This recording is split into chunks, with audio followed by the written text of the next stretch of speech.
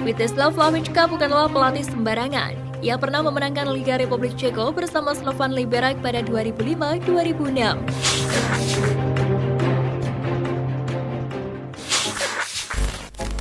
Alasan Timnas Indonesia naturalisasi pemain berdarah Indonesia Belanda.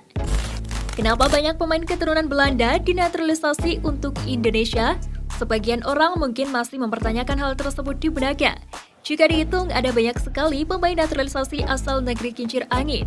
PSSI cukup rajin untuk menaturalisasi pemain asal Belanda untuk membela tim Garuda.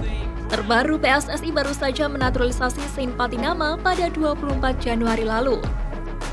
Seakan tak puas menggali bakat dari Belanda, PSSI dikabarkan masih memburu 3 pemain muda yakni Justin Hubner, Ivar Janar, dan Rafael Struijk.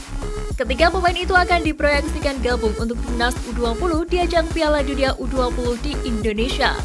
Belanda memang menjadi tujuan favorit program naturalisasi dalam sepak bola Indonesia.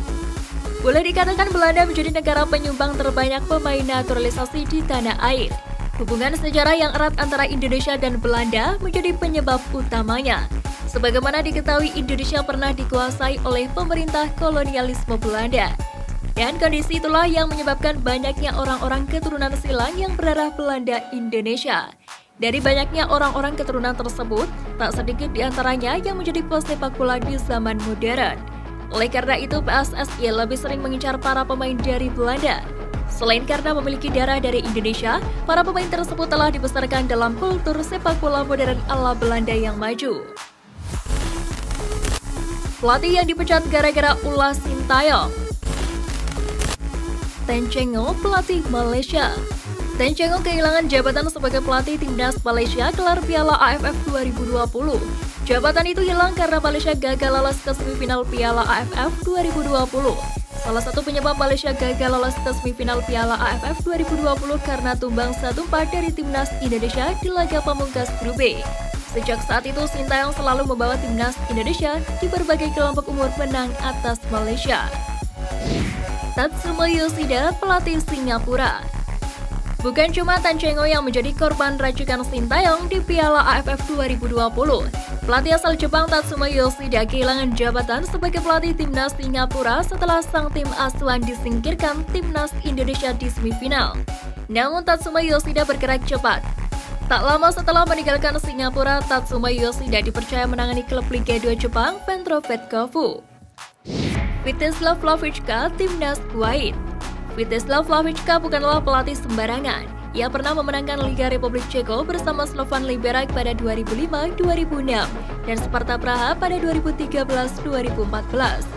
Namun pemahaman taktik Vítězslav Hlavička yang luas tak berarti apa-apa di hadapan Sintayong. Sebab Vítězslav Hlavička harus rela melihat skuad asuhannya Kuwait kalah 1-2 dari Timnas Indonesia di kualifikasi Piala Asia 2023. Kekalahan itu yang memaksa Kuwait gagal lolos ke Piala Asia 2023. Rekor yang dicetak Marcelino Ferdinand di usianya yang ke-18. Marcelino Ferdinand terus jadi sensasi baru sepak bola Indonesia. Di usianya yang masih muda, Marcelino sudah bermain di level tertinggi dan layak disebut sebagai wonderkid terbaik Timnas Indonesia untuk saat ini. Terbaru, sang wonderkid baru saja meninggalkan Persebaya dan bergabung dengan KMS Kadensi yang mentas di kasta kedua Liga Belgia dengan menaikkan kontrak selama 1,5 musim dengan opsi perpanjangan. Kita tentu sangat menanti aksi-aksi selanjutnya dari Marcelino Ferdinand di Belgia. Di lain sisi, Marcelino Ferdinand berhasil menjadi bagian dari beberapa rekor termuda. Misalnya di BRI Liga 1, ia menjadi satu di antara pemain termuda yang menjalani debut. Ketika itu, dirinya masih berusia 17 tahun 2 hari. Pemain yang identik dengan nomor 7 ini pun mampu mencetak 7 gol dan 9 assist selama berkostum lambang hiu dan buaya di dada. Di level Timnas Indonesia, rekor Marcelino untuk urusan termuda justru lebih hebat lagi.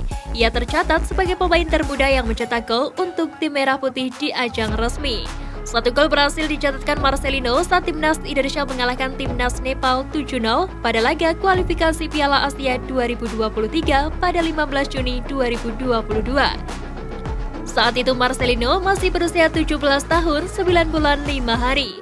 Di usianya yang baru menginjak ke-18 pada 27 Januari lalu, Marcelino sudah memiliki 12 caps bersama timnas Indonesia senior. Tak hanya di level timnas Indonesia senior, tenaga Marcelino juga sangat dibutuhkan di semua level umur timnas Indonesia.